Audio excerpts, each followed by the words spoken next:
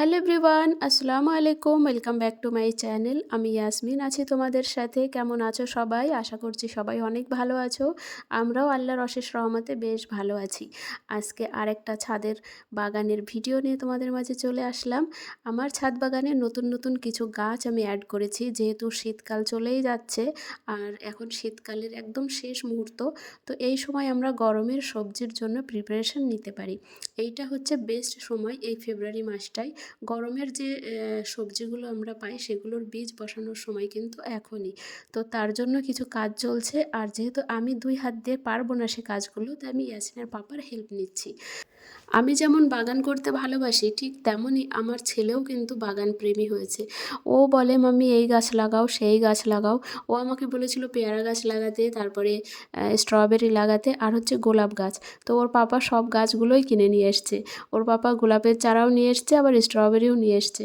তবে পেয়ারার চারাটা এখনও আনা হয়নি, তবে সেটাও নিয়ে আসবে। তো চলো তোমাদের এক এক করে সব কিছু দেখাই। আর কিছু ফুলের চারা নিয়ে এসছে। তো বাগানে গাছ বসাতে গেলে, মানে ছাদ বাগানে বিশেষ করে, তো মাটিটা খুব ভালোভাবে প্রস্তুত করে নেওয়াটা ভীষণ জরুরি। তা না হলে গাছের গ্রোথটা ঠিক ভালো হয় না।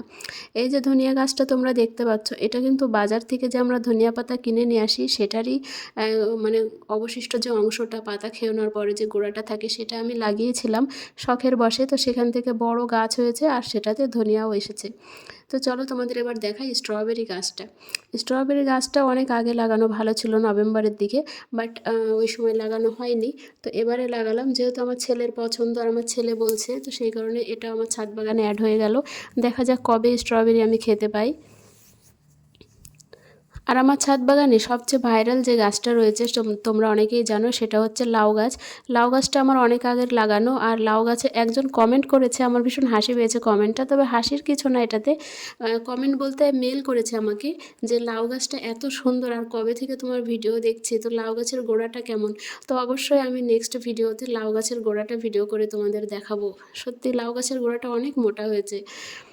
তো এই যে গ্রো ব্যাগগুলো, এই ব্যাগগুলো কিন্তু অনেক ভালো। এই ব্যাগগুলোতে না একটা একটা ব্যাগে, মানে 12x12 ইঞ্চির যে গ্রো ব্যাগগুলো, সেটাতে মানে ঝাল গাছ প্লাস হচ্ছে বেগুন গাছ লাগালে কিন্তু খুবই ভালো হয়। তো এই দেখো ভাইরাল লাউ গাছের কতগুলো লাউ এসেছে সেটা তোমাদের দেখায়। এই যে 1 নম্বর লাউ এটা। এই পাশে যে লতাগুলো এসেছে না, এগুলো ভেবেছিলাম আমি কাটাই ছাঁটাই করে দিই, বাট এখানে লাউ আসতে শুরু হয়েছে বলে আমি সে মানে ডগাগুলো আর কাটতে পারছি না। আর এই যে নতুন করে বেগুনের চারা বসিয়ে দিলাম।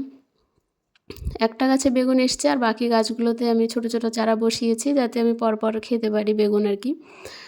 তো এই দেখো লাউ গাছ, ভাইরাল লাউ গাছ। সত্যি এর এত সুন্দর গ্রোথ, মানে এটা দেখে আমি অবাক হয়ে যাই।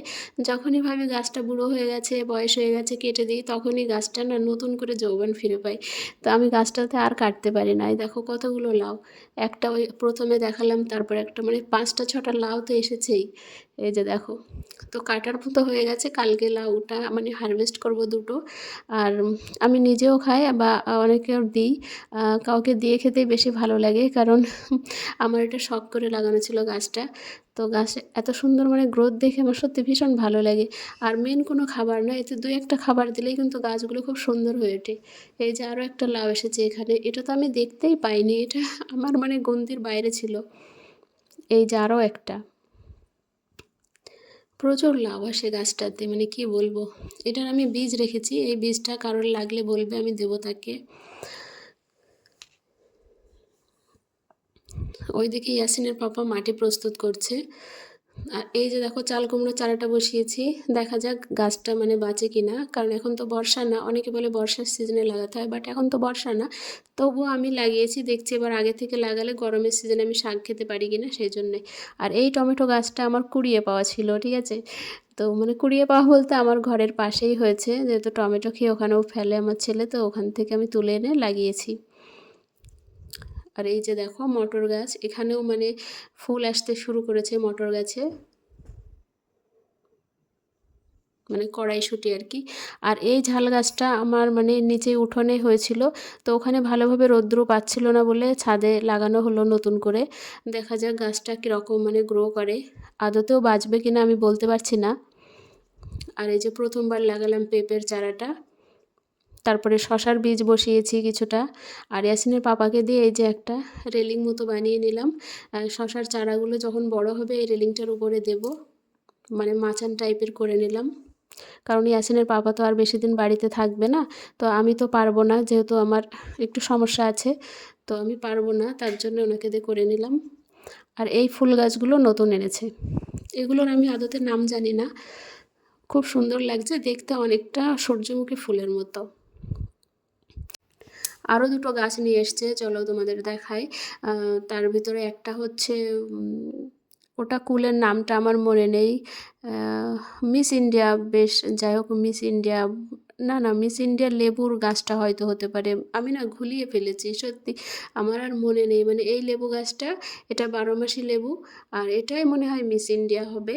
আর ওই যে পাশে আছে কুল গাছ, এই যে কুল গাছটা, এটা মানে খুব মিষ্টি এক ধরনের কুল হবে।